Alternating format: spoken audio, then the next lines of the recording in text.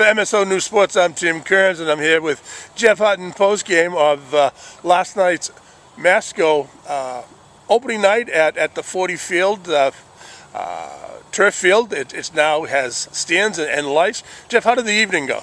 I thought it went great for our kids. Like, we showed up, and we've been talking all week and all season since week one. We've just been, and the phrase is consistently inconsistent, right? And we were last night too, but we said that if you just play physical, it's just high school football. If you can be a physical team, offensive and defensively, you're always going to be in a game. You always have a chance if you can be physical. And we showed up and we were ready to play. We had some excitement, some enthusiasm, right?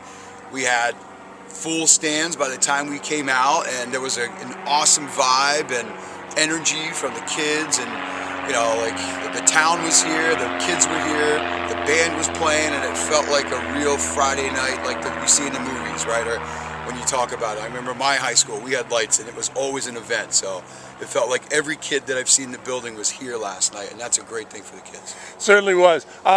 Masco coming in at 5-1, you knew it was going to be a tough job.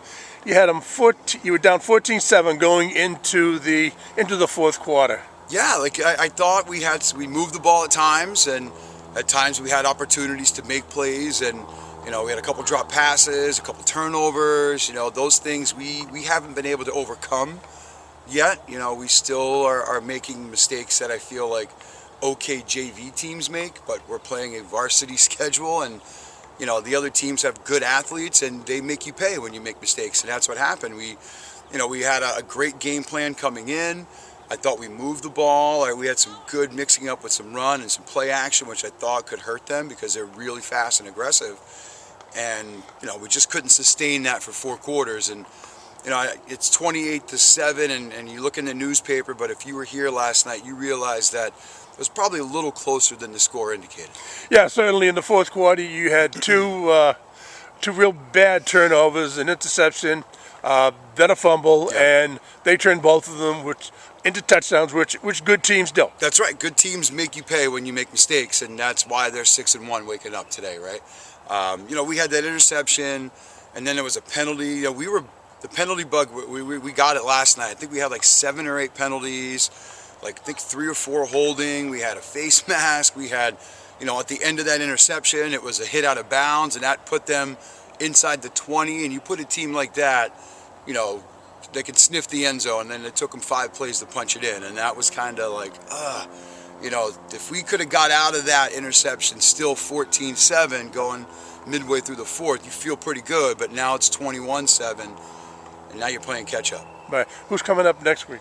Well, we got a bye, so we can rest up a little bit, get some film study, get caught up on some grades and some school, and then we have Peabody week 8 at her. So have you managed to line up any later season opponents, or is it still too early to tell who's going to be available? No, I mean, you kind of have an idea at this point, and we'll see when the power rankings come out. And I know Ryan will do a great job, and he's done it in the past. I know Dan Keefe did it as well.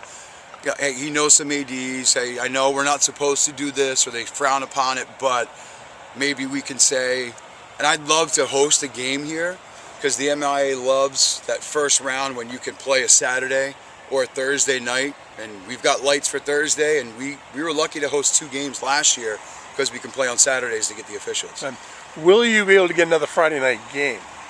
This season, probably not, but Thursday night is close, and I'll take it.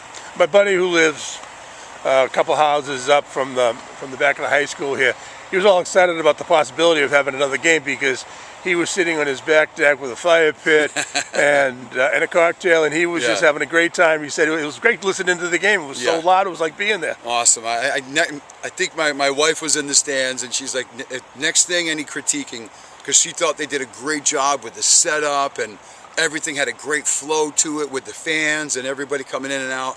The PA system needs to be a little louder, she said. So let's hope we can work on that. I don't know. I was up on the Herrick Street fence. Yeah, I couldn't find where they were. Yeah, no, they were right behind. It was funny. Rich Francis and his crew were right behind the Masco She may have been stuck in the student section, so you can't hear much there anyway. Yeah. All right, I'm going to let you go. I know you got the guys coming in for a session today. Thanks for your time on a Saturday morning, and we'll talk Wednesday afternoon. Thanks, Tim.